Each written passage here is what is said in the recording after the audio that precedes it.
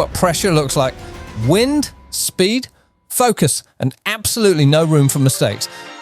Welcome to day 5 of the ILCA Under-21 Worlds here in Lanzarote, the penultimate day, and yes, everything is still on the line. Strong winds showed up right on time, blowing from the west-northwest at 18 knots, gusting over 20, turning the racecourse off Marina Rubicón into a true test of strength, nerves and tactics.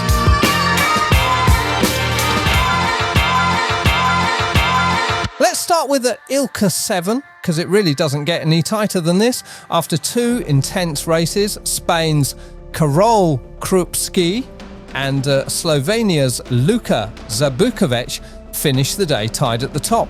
Again, as on 48 points, Israel's Reem Pulchi climbed into 3rd place after winning today's first race, showing impressive consistency throughout the championship with just a couple of costly results along the way.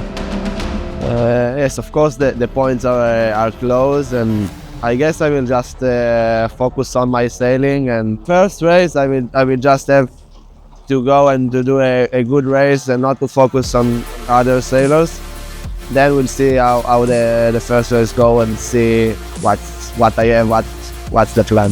Over in ILCA 6, Italy's Ginevra Caracciolo remains in control, extending her lead and moving within reach of the world title.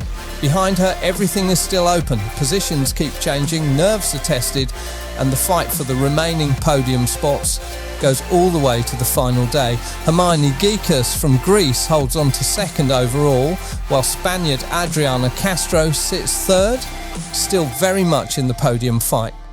Today was a quite difficult day because there was more wind, which is harder for me, but it went quite well.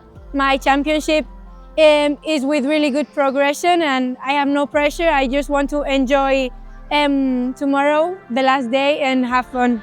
And now, it all comes down to this. Final day, final 2 races, world titles on the line. Don't blink. The ILCA Under-21 Worlds wrap up tomorrow here at Marina Rubicón, Spain.